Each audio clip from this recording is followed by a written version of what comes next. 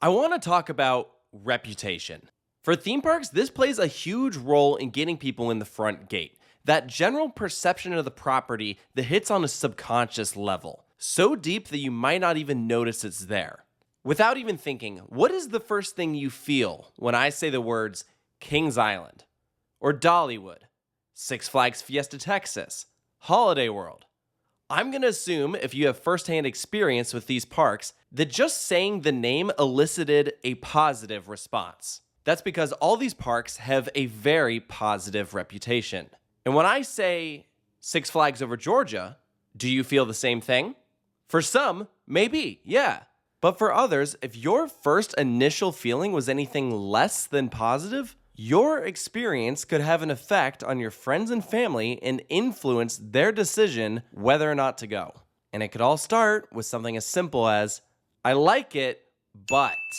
And that is generally how I feel about Six Flags Over Georgia. I like it, but that usually follows with a range of mixed emotions. In this review, I'm going to cover my complicated feelings on Six Flags Over Georgia, discussing the many positive attributes, what could be improved in the future, and then what I've also seen improved recently. Because as if with any big amusement park, change is the only thing that is constant. With each season brings new park ride enhancements, sometimes a new attraction, changes in staff, and all that has an effect on their day-to-day operation. I've been coming to Six Flags Over Georgia for 8 years now. I've attended 3 roller coaster media days, multiple opening days, a weekend in the summer, holiday events, you name it. Admittedly, the only thing I really haven't done here is their water park, all the way in the back. So for the sake of this video, I'll be primarily addressing the dry park, which I think is really the core reason that you would visit Six Flags Over Georgia. Back when they got their start in 1967, the idea was to replicate the success that had recently been seen with Six Flags Over Texas. That debuted just 6 years prior. The name Six Flags came from the Six Flags that flew over the state of Texas, which became the basis for the different areas of that property. And the same mentality was brought over to Six Flags Over Georgia, though it had to be adjusted to be accurate for the state of Georgia. So that included zones like Spain, France, the Confederate States of America, Great Britain, the US, and the state of Georgia. Today, only 2 of those names remain, and that is USA and Georgia. The other big areas are as follows: Metropolis, Gotham City, DC Super Friends. Yes, I did just name 3 different DC themed areas. Carousel Hill, Scream Punk District, Bugs Bunny Boomtown, Coastal, Piedmont, Peachtree Square, and Lick Skillet. And I only learned the names of most of those in doing research for the video earlier today. Just from visiting the park, you would never know that some of these areas had actual names to them. This is an amusement park through and through. Any theming you see is going to be very light. And that's okay, because Six Flags Over Georgia has really embraced the idea that you come here really for one reason only, and that's to ride some awesome roller coasters. As of 2025, they have 12 operating roller coasters in the park and 43 attractions in total. And with the property situated just a 20-minute drive from the Atlanta airport in downtown Atlanta, the park does just fine for itself. They're serving a metro population of over 6 million people. And their biggest competition is around 4 hours away with either Carowinds or Dollywood. Though, ironically, if you asked a coaster enthusiast who has the best roller coaster in the state of Georgia, they'd actually say Fun Spot, about 40 minutes south in Fayetteville. Air Force One is no joke. But there is so much to love about the roller coasters of Six Flags Over Georgia. It is a very well-rounded collection, with all of the big rides being spread out throughout the park. And that even distribution means that if you want to experience everything, you really have to explore the property in its entirety. Over Georgia houses 4 roller coasters from B&M, 2 family coasters, an old-school wooden coaster, a classic Schwarzkopf, a Gerstlauer Eurofighter, a Vekoma Multi-Looper, RMC Hybrid, and new for 2025 first-of-its-kind shuttle coaster from Intamin. Whereas with some parks, I usually walk in and just gravitate to the same couple rides that I just go back and forth on, every time I make a visit to Over Georgia, I'm riding almost every big coaster. Even the rides with cloned layouts are interesting. Six Flags Over Georgia has hands down the best Batman the Ride clone, and the only Superman Ultimate Flight to use the terrain, because this is the original. And though it's not a clone, you gotta shout out their stand-up coaster, Georgia Scorcher, one of the only ones left of its kind and still kicks to this day. This is one of those rides that I actually hope they don't convert to a floorless coaster. The tallest and fastest coaster over Georgia, Goliath, is also one of the best of its kind. Huge hills that sprawl over the entrance, the first ride you see, and it looks sharp with its new colors, a much needed improvement. For many, this is still the best ride of the park, even over the RMC Twisted Cyclone. Definitely a fun ride, but on the shorter side, still great for what it is. I think depending on who you ask, they'll have a different ranking for their top roller coasters at Over Georgia. That is probably the biggest reason that I keep coming back. That being said, I do not think their lineup is perfect. Great American Scream Machine used to give a bunch of airtime with its original trains, and then after it received the trains from Georgia Cyclone, the ride got rough and now it's just kind of boring. Mindbender used to be a must-do for me, but ever since they changed out the trains, it just felt lackluster, and it made me sad because I really enjoyed this ride, but supposedly from what I've heard, most recently, the trims haven't been hitting as hard, so stronger airtime and stronger positives. I'll have to go check it out next time I visit.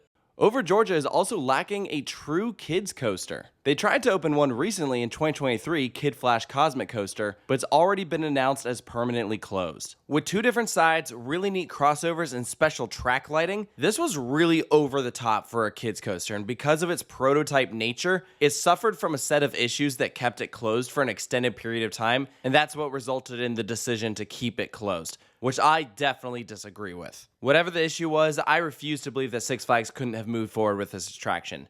Aside from that, I've also been saying for years that Six Flags Over Georgia could use a really good launch coaster, and they just received what is currently their only launch coaster with Georgia Gold Rusher, but it's a gradual swing launch. Give me that just punchy experience like a Max Force from Great America. That would be an incredible addition to this park.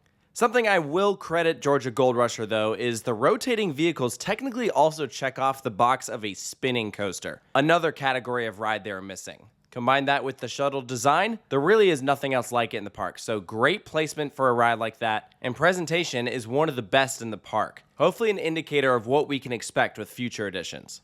But once you step beyond the roller coasters, Over Georgia's lineup continues to impress. They have one of the craziest drop towers in the United States with Acrophobia. This is an Intamin manufactured stand-up drop tower, the only one in the US and one of the only ones in the entire world. It's an intense experience, and I gotta shout out the park for giving this ride an overhaul for the 2025 season, some updated theming. From what I've seen, it looks great. I can't wait to get back on it.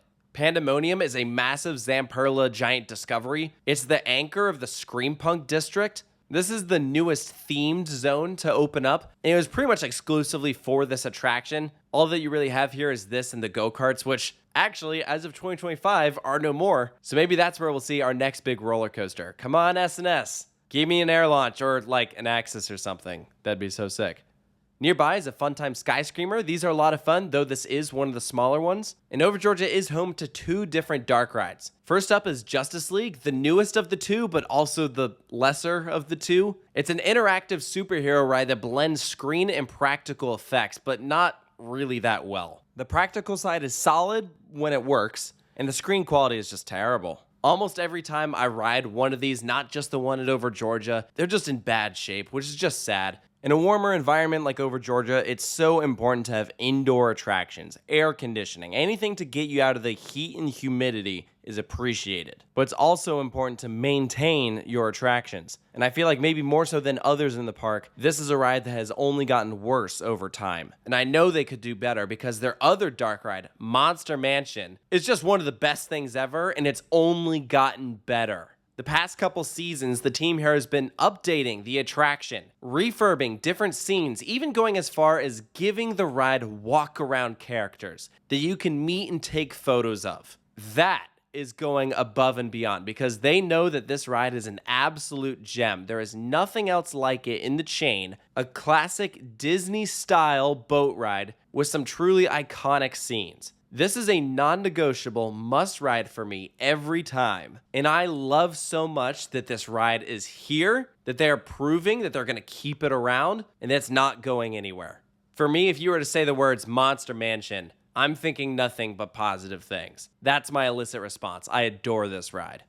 Other notable attractions of Six Flags Over Georgia include a very wet set of rapids, a log flume, which I always forget is here, but that's actually one of the original rides from the park. a Zamperla Endeavor themed Catwoman, Larson flying scooters, and even a train that circulates the park. Another ride that I always forget that they have here. If there's one ride that I wish was still around though, unfortunately it'd be the Sky Ride. These are getting harder and harder to come by, and Six Flags Over Georgia is one of those rare parks that had both a train and a Sky Ride for modes of transportation, and it was only a couple years ago that the Sky Ride was completely removed. In terms of entertainment, I wouldn't set your expectations high, but that being said, I do feel that this property incorporates more walk-around characters than the average Six Flags park. More often than not, when I'm walking around, I see Bugs Bunny and Daffy Duck, the Joker hanging out in Gotham City, or yeah, those Monster Mansion characters. If you time it right, you can also see a Wild West show in that Lick Skillet Western zone. I hope all these stick around, because oftentimes live entertainment is the first thing that gets cut when budgets need to be met, and we know how stingy Six Flags can be. It worries me. But moving on to dining, at this point I've eaten at almost every big food location in the park, and historically I would always default back to JB's Barbecue and Macho Nacho, because generally, in the lackluster scene of Six Flags food, those were the safe bets. But for 2025, we saw two big restaurant updates, DJ's Diner and Firehouse Barbecue. And it's one of the first big pieces of evidence that we've seen brought in from the merger with Cedar Fair. They have a very classic way of doing their dining, and now it's made its way over to some of those legacy Six Flags parks. Much better guest flow, and the food tastes pretty good too. I would love to see this same change brought over to some of the other locations within the park. So those are the big takeaways in terms of attractions, which as you've seen, I have mostly positive things to say. And if that is your primary priority when visiting a park, I think you're going to enjoy this place a lot. The general atmosphere just around the main pathways though, definitely that classic Six Flags vibe. Minimal decor and basic landscaping. But I'll give them the slight edge maybe over other Six Flags parks because there's still sort of charm to it, but it really could be dialed up even more. At the moment, the park is very disjointed with thematic hints that feel like it's trying to reach towards that theme park status, but the attempts are very half-baked, overall falling short with a few exceptions. Let's hope Cedar Fair can lend some assistance, but there's a lot to cover. This place really is huge. You can't look out and just see the entire park as a whole. The trees here are decently tall, which when filled in, really helps create a nice ambiance. Unfortunately, most of this footage was taken at the beginning of the season, so it's a little bit harder to tell. This is a terrain park. You're going to be doing a decent amount of uphill walking. The front starts off on a lower plane, and you'll start walking uphill as soon as you turn left towards Scorcher or right past Twisted Cyclone. But it's not constant throughout. You'll then go back downhill for Gotham City, or towards Gold Rusher, you'll go back uphill to get to Superman. I know the first time I visited over Georgia, I found the layout to be a little confusing. It's not a basic hub and spokes or circle. It's kind of like a figure eight, but with some cut-throughs. So I think it's important to really know what you're getting going in. Many of the Six Flags parks share similar characteristics, like whether you're at one or another, the atmosphere is not going to be that different with a big roller coaster plopped down, no theming, and a bunch of ads just plastered everywhere.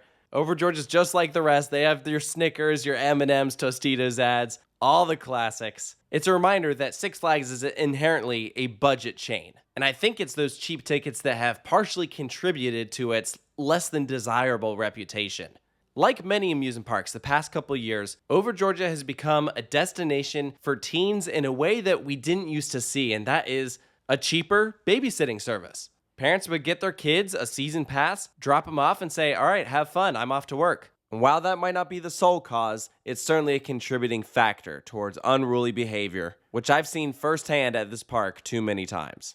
I know Atlanta has some rough areas, and Austell's generally not considered a great area. I think it was just last year when we heard about gunshots being fired in the parking lot, causing a huge brawl, general mass panic, and it was the instigator for a chaperone policy and increased security and police presence, which I'll give them some credit for. It shows that they're taking safety seriously. That's not something you should ever have to worry about. The goal of an amusement park is to create an inviting atmosphere, a place you go for escapism, and some parks have that challenge more than others, Over Georgia being one of them, but this is not the only time something like this has happened. Now, unfortunately, that does bring me to one of the other big struggles with Over Georgia, and that is staffing. You know, one of my favorite shows of all time is How I Met Your Mother, and there's a concept described in one episode known as baggage, which is basically when something from the past is holding someone back. And that's kind of how I feel about Six Flags Over Georgia. A great park, that comes with baggage. That being its reputation, both from past chaotic events, as I've discussed, and also operational challenges. From my experience, it appears that Over Georgia struggles finding team members who are passionate about their work and actually want to grow within the amusement industry. Many of them, like other regional parks, are here for a summer job. Young adults working by the hour with no long-term plans to stay. And that can bleed over sometimes into the guest experience. I would say that becomes most apparent in food and beverage operations as well as ride operations. Superman and Georgia Scorcher are the worst offenders with that special loading procedure that dispatches can take a long time. Pray that you don't come here when they're on one train. More often than not, that sense of urgency is diminished, and that could be because of the lack of motivation, or maybe it circles back to training. I've had multiple firsthand experiences from team members at Over Georgia who were trying to enforce a policy that didn't actually exist. A few years back, I shared a story about how I was swarmed by security at Over Georgia because they thought I looked suspicious taking photos and videos of the roller coasters, telling me no cameras were allowed inside the park, which is just not true, and luckily I haven't had that experience since then, but it's felt like each visit, something else comes up to detract from my day. I remember last year entering the line for Goliath before park close, and by the time I made it up to the station, it was like 1 minute past park close, and the team members wouldn't allow us on the ride and threatened to call security if we didn't leave, which is the first time I've ever heard of people being in line for something and being denied a ride. That is not an official park policy. Those employees just wanted to go home early. Simple as that. And it came at the cost of ending our day on a happy note. On that same attraction a year or two earlier, one of my friends got kicked off the ride because the employee was on a power trip, completely unprovoked and unwarranted. The sort of behavior I'd never seen at another park. And I think it was that same ride crew when one time the operator on panel was just chilling on his phone in between cycles, which is absolutely not sending the right image. The worst instance, hands down though, was back in 2021 when the Superman ride crew dispatched a train with my friend's leg hanging outside of the flap, and he had to go through the entire cycle like that, which is obviously a huge safety concern. It was a really bad situation, and I'll link in the description to the video we did following that occurrence if you want more details. But I will say, after that happened, I thought park management handled it very well, apologizing profusely, and from my understanding, they've made efforts to ensure that that will never happen again. And here we are 4 years later, and I have yet to hear of another instance like that. It doesn't change the fact, though, that when something like that happens, it inherently stains the memory of that day or that park. I try to always go into Six Flags Over Georgia with a positive mindset. I'm always willing to give it another shot. In some visits, I'm very pleasantly surprised and I've had a great time. In others, it's felt like the universe is just against me. And when that becomes a repeat pattern, it's tough to reconcile this idea that this place that you want to like so much seems to be fighting back. And I should clarify that though I know I'm not the only one who has had problems like this at Over Georgia, there are also numerous positive experiences from team members that have really helped make our day better. I've had the opportunity of meeting a lot of the folks up in upper management, and you can see their passion and dedication to keep this park moving in a positive direction, and that is what makes me hopeful for the future. Especially now that we are in a post-merger world. It's been one season and we've already had some massive changes to theming, dining, the entry process, and just general appearance. New effects have returned to Batman, Goliath is looking sharp, there's more drink stands, upcharge attractions have been removed from the park to hopefully make way for something better. And at the beginning of the year, I was feeling excited about Over Georgia's future, and then, sure enough, in a typical move, we got knocked back down a peg with the announcement of the cancellation of Holiday in the Park. I loved that Over Georgia was almost year-round, and that warm climate meant comfortable weather during those December visits. Almost every big coaster was open, tons of lights. And while I don't see the numbers, it seemed like it was a big win for the park, and I don't agree with taking it away. I really hope it's not permanent. So I think you could say Over Georgia's had quite the roller coaster of a history. And the optimist in me is thinking that Cedar Fair has to be aware of the vast potential within the Atlanta market. And if they can better tap into that potential, grow and invest in Over Georgia's future, that's what will keep me and all their other dedicated fans coming back for more. Maybe, just maybe, we're witnessing the turnover of a new leaf. It might take some time to get where they want to be, but those positive improvements will not go unnoticed. So my hope is that one day, when I say the words Six Flags Over Georgia, your instinctual response will be positive and nothing less. So let me know down in the comments below what your take on Six Flags Over Georgia is. What have your experiences been? Do you think there's anything I left out? And if you're new to the channel, I'd love if you could check out other park reviews, all available in a playlist organized in alphabetical order. Thank you so much for joining me, and I'll see you next time.